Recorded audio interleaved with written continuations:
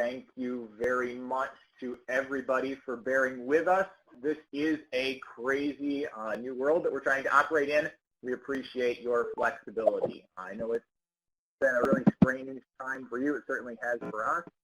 This weird mixture of inconvenience and horrifying. Lots of things up in the air, both for you personally and also for your students and also for the world. But we do know one thing.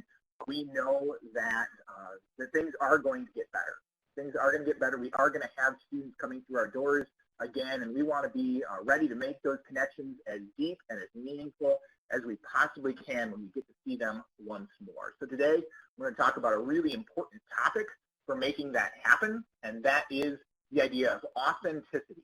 Authenticity, especially as it pertains to project-based learning. We're going to think about how to instill our projects with really deep passion and have a powerful impact on the world, and that matters.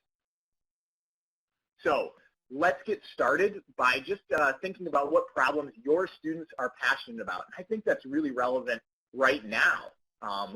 As your students are stuck at home, what problems are they really interested in? Are they really fired up about for their community? What do you think? Go ahead and type into the public chat, the same place we did when we all couldn't hear. What problems do you think your students are really passionate about these days? I'm going to make some suggestions myself in here. Well, it's a good suggestion, Ben. Tara suggested global warming, issues surrounding equity. Heather suggested the environment. There are lots of real problems in our world today, and maybe one of the things that this coronavirus scare drives home is that those problems have a real impact on us. Sometimes things that we don't think are going to be a big deal, they end up becoming more and more prevalent in our lives, and so it's important that we address them right away. Dawn suggested equity, climate change, and politics. There's lots of issues that students, lots of problems that students are passionate about, and it's important for us to think about those issues and connect with them. Brian suggested healthcare. Those are all important issues to address. And I suggested seniors who are shut in. A lot of seniors right now cannot receive visitors because they're a high-risk population. Thinking about those problems, thinking about ways that we can address those issues is at the heart of authenticity in PBL. So here's our agenda for the day. We're going to dive in and talk about what authenticity is and why it matters. Then we're going to talk about instilling our projects with passion and purpose. And finally, we're going to talk about different ways in which we can have a real-world impact through our PBL experiences. So let's start off with what is authenticity and why does it matter? To start off, we want to think about that word authentic. When we think about the word authentic, a couple things probably come to mind. When we think about authentic, we think about being genuine. We think about being honest. We think about being real. And all of those things are important components of authenticity. And they have important analogs when we think about authentic learning. When we think about genuineness, we want to start our projects from a place of genuine passion, things that our students and that we ourselves really care about and care about deeply. We want to make sure that we engage in honest investigation, that we're really trying to address these issues in a meaningful way. And we want to make sure that that impact that we have is real, that it's not just confined within the walls of our classroom, but that it goes outside of those walls and impacts the broader world. So let's think about genuine passion. It's a deep, deep form of student engagement. When you can get your students really passionate about a subject, when they really care about a problem and they're really engaged in solving it, well, that's an incredible way for students to become engaged. And we know that's important because when students are engaged, all sorts of things are going to improve. Their behavior is going to improve. Their ability to apply information is going to improve, and they're going to remember it. We want to create those memorable, meaningful learning experiences, and a huge, huge, important, valuable way to do that is to make sure that our students are genuinely passionate about the topics that we're investigating. When we think about honest investigation, we want to make sure that the work that we do is built around solving problems. students want to feel that sense of agency. And so when we give them real problems to solve, it makes the work that we do seem more honest and authentic. It's also really important for us to think about making our work inquiry-oriented. We want to build around student curiosity. When students are curious, they're ready to soak up the learning that they're doing, to soak up not just the information, but the processes that they're engaged in, and to own them in a really deep way. We want to do that because when that learning is deeper, when it's connected to the work that they're doing, that helps it stick, that helps students feel that they're powerful, feel that they're agents of change in the world. And really important to this idea of authenticity is we want to have an impact on the broader world. Sometimes there's a tendency in our classrooms for us to keep things isolated, to silo our students off from that broader world. We want to get outside of that with PBL. We want to break through those walls and have a real world impact. So make sure that we impact the world outside of our classroom because we want to empower our students. We need our students to know that they can make a difference. When students know that they can make a difference, that's when they feel like they're deep agents of the PBL process. So when we think about authenticity, when we think about authentic learning, we want to think about grounding our work in genuine passion. We want to think about engaging in honest investigation where the work really matters. And we want to think about mattering not just within our classroom, but outside of our classroom. When we do things like that, we'll have improved behavior. We'll have improved application and retention. We'll also make our learning deeper. We'll connect it with our students. And we'll empower our students to be agents of change in the world. That's all important. That's all valuable.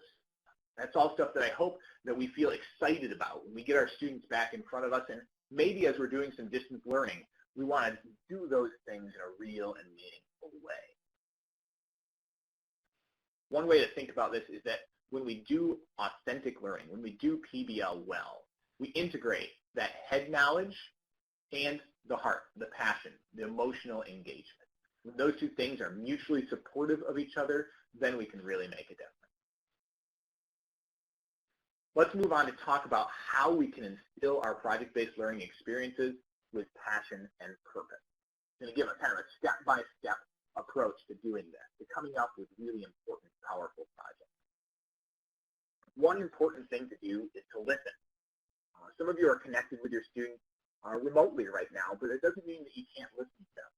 One interesting question to ask is, who would you love to help today? What problems would you like to solve? Things are very different right now, and maybe that's an opportunity for us to break away from some of the things that traditionally have constrained us. Maybe we can, instead of having just math and science and reading on student schedules, maybe one of the blocks of time that they can do is to think about ways that they can help somebody else, or ways that they can make the world a better place, or ways that they can solve real problems that they care about. So one suggestion right now, or when you get your students back in front of you, is to ask, what problems is it? What problems do you really care about? Once we've listened to our students, we're going to collect those things. We're going to collect them all together because not every problem lends itself to a really effective and powerful PBL experience. Once you've listened to your students, then collect that information in a good organized list. Then it's time to discover which ones link.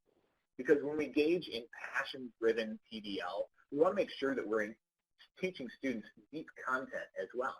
So think about how each of those projects might allow you to address things which are covered by the Common Core State Standards or the Next Gen Standards or the C3 framework. Think about those standards because we want to integrate those. It's important to remember that all of the stuff in those standards is there because people think that it's useful. People think that it helps us build the kind of society that we want to build. And so when you're doing problems that help to build that kind of society, think about how to integrate those standards. They're important for a reason. So first, we listen to our students, their ideas, and then we're going to identify which one or ones are going to make really powerful, passion-driven projects. And then, last of all, it's time to live it out. It's time to make it a reality. One way that you can have a positive impact is to spread awareness. If your students are really passionate about an issue, they could teach other people why they should care about that issue as well. Another thing that really allows students to feel a sense of agency, to have a concrete, tangible impact on the world, is to raise money. If you can conduct a fundraiser and then actually make a contribution, your students know that somewhere in the world, somewhere in that broader world, somebody is benefiting because of the actions that they took as a class. Raising money can be a powerful way to have impact on the world. Another thing students can do is to create something. I know a lot of students who have been passionate about making their communities more beautiful places, and so they've actually gone out and done that themselves. When they can go to a local business or a community center and they can see some of their creations, some of their art, inspiring and being something that other people can enjoy, that's a really meaningful experience, and it makes students feel that sense of agency as well.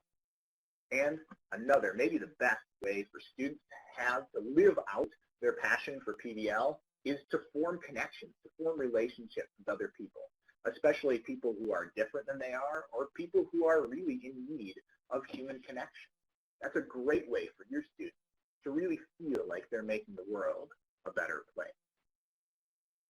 So, as you think about structuring that live-it-out experience, we suggest that you follow a quick, simple pathway. First, start with why. Help your students understand why this is a really deep and meaningful and important topic to address. This should be fairly simple because this is something that they already care about. You listened to them, you built this out of their concern. Then it's important that you think it through, that you help them to understand the important content knowledge that's going to be necessary in order for them to do this job in an effective and an efficacious way. Then you're going to work it out. You're going to actually get their hands on the stuff that they need to do. You're going to actually work on creating, building, making something that's going to help them accomplish this objective. Maybe when you're spreading awareness, the thing they're building is a video or a podcast. Maybe if you're forming a connection or relationship, the thing that you're working on is the act of forming that connection. But you're actually going to go out and you're going to do the thing that you want your students to do. The fourth step is fix it up. We want to teach students to think like engineers. So whatever it is they do, we want to make sure that they have an opportunity to test things out, to receive feedback, and then to iterate on their original design. And last, you certainly want to make sure that you share your awesome. Take that work that your students do and broadcast that out to the broader world. So when we think about building PBL on passion and purpose, we want to listen to our students. We want to collect their ideas and see which ones link in a meaningful way to content. And then we want to make sure that we live it out. Those are the steps that you can take to help you build PBL experiences that your students are deeply, deeply engaged in and that feel authentic in all those different dimensions. As you work through the project, feel free to follow that suggestion to ground it in an important why, to learn that important content knowledge next, then to work it out and make sure you have opportunities for iteration and revision, and last, to make sure that you share your awesome. So, as we talk about all of those different components of building really important, authentic PBL experiences, what do you wonder about? What makes you curious? Go ahead and type your suggestions in the public chat, and we will address those as they come up. What do you wonder about? I like to phrase that, what do you wonder, instead of do you have any questions, because I want to take it as a default that we do wonder, that we are curious, that we do have questions. Like Katie and Dawn are about ready to wonder something out loud. Think to yourself, what is that one thing that you're really curious about as far as making your PBL learning experiences authentic? Dawn mentions the importance of iteration. Yeah, that engineering process is really important, not just when you're building a bridge, but no matter what it is that we're creating. KBA asks, how can this work in an elementary classroom? That's a great, great question. Sometimes we feel like when students are in high school, then they have the skills that are necessary for them to really impact the world. But what could a fourth grader do?